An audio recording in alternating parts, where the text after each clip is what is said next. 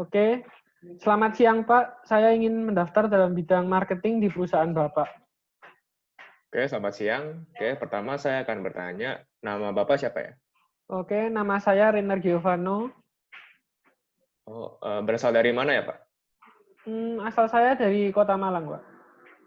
Hmm, kalau boleh tahu, Bapak umur berapa ya? Umur saya 19 tahun. Oke, sekarang akan masuk dalam interviewnya ya. Oke. Oke, pertama, ceritakan tentang diri Anda.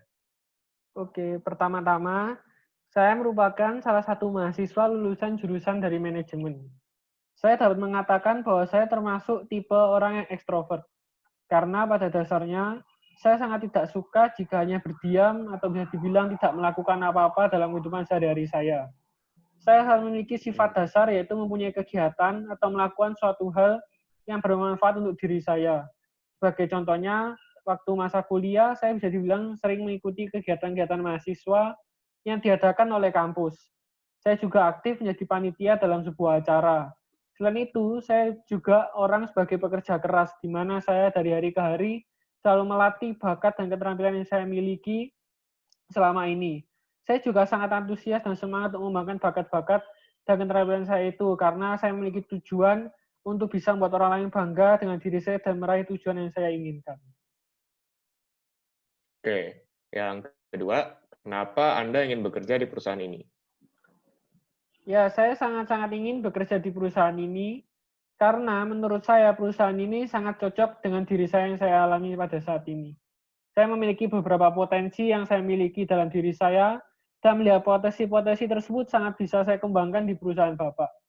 Saya juga melihat bahwa perusahaan Bapak ini memiliki kualitas di atas rata-rata yang membuat saya kagum dan yakin bahwa perusahaan ini merupakan perusahaan yang sangat baik. Saya juga merasa tertarik setelah melihat karyawan-karyawan Bapak yang telah bekerja dengan Bapak, itu terlihat nyaman bekerja dengan Bapak di perusahaan ini. Jadi melalui hal-hal di atas, saya sangat ingin bekerja di perusahaan ini karena saya melihat potensi yang sangat besar yang saya dapat kembangkan di perusahaan ini. Hmm, oke, oke. Yang ketiga, apa saja kelebihan Anda?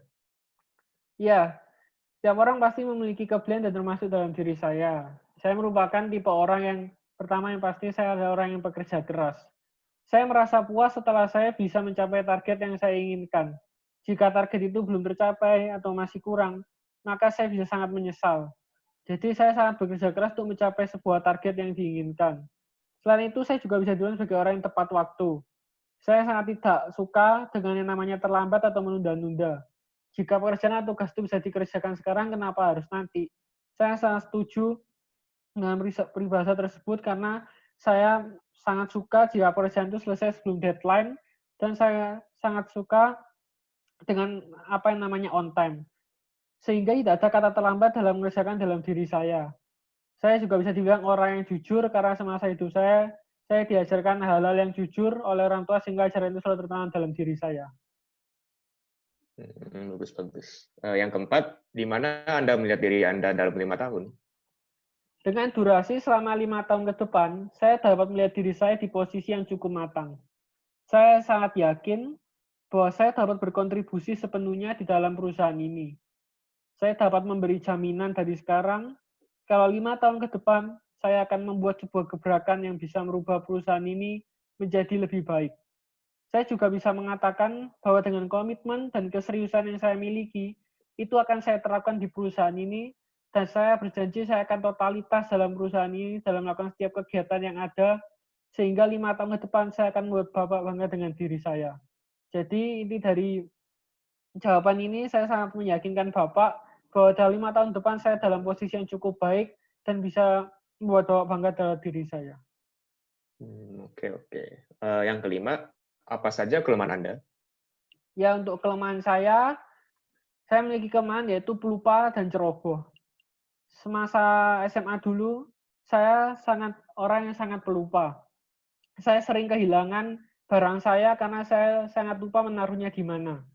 Saya juga orang yang sangat ceroboh karena saya saat memiliki barang, saya tidak menjaga barang itu dengan sungguh-sungguh, tapi membiarkannya berkeliaran di mana-mana. Saya sangat menyesal dengan kelemahan-kelemahan yang saya miliki. Tapi saya akhir-akhir ini sudah memperbaiki kesalahan saya Dan saya bisa mengatakan bahwa saya sudah berubah dengan kelemahan yang sebelumnya saya miliki, sehingga saya sangat tidak ada lagi dengan kelemahan-kelemahan saya. Karena saya sangat bisa mengatakan bahwa akhir-akhir ini saya sudah jarang kehilangan barang, karena dengan pelajaran yang saya miliki sebelum-sebelumnya, saya mempelajari kelemahan saya dan tidak akan mengulangi kesalahan tersebut dengan menjaga barang-barang yang saya miliki dan tidak membiarkannya berkeliaran di mana-mana. Oh, bagus. Yang keenam, apa saja yang membuat anggota tim yang baik? Ya, untuk membuat anggota tim yang baik, bisa dikatakan kalau menurut saya merupakan kerja tim yang efektif memiliki anggota yang tidak egois. Jadi anggota yang ada dalam sebuah tim merupakan anggota yang dapat diajak kerjasama satu sama lain, di mana mereka tidak hanya mementingkan diri sendiri, tapi yang terpenting dan paling utama mengutamakan sebuah tim. Keseriusan dalam pekerjaan yang mereka alami juga sangat dibutuhkan. Mereka harus bisa dengan bersungguh-sungguh dan menjalankan semuanya dengan hati nurani, dan dengan sebuah tugas yang diberikan, mandat yang mereka alami dan mereka beri dari atasan agar mereka bisa mengerjakannya dengan sungguh-sungguh. Mereka juga harus memiliki sebuah komitmen yang akan diterapkan di sebuah tim sehingga tidak merugikan sebuah tim. Jadi pada intinya harus ada komunikasi dalam sebuah tim untuk menjalin anggota tim yang sangat baik, karena komunikasi itu sangat berpengaruh dalam sebuah tim.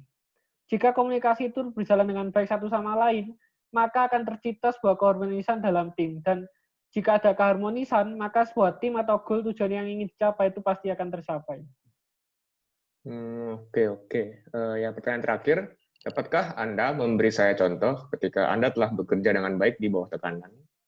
Oke. Selama ini saya bisa bekerja di bawah tekanan.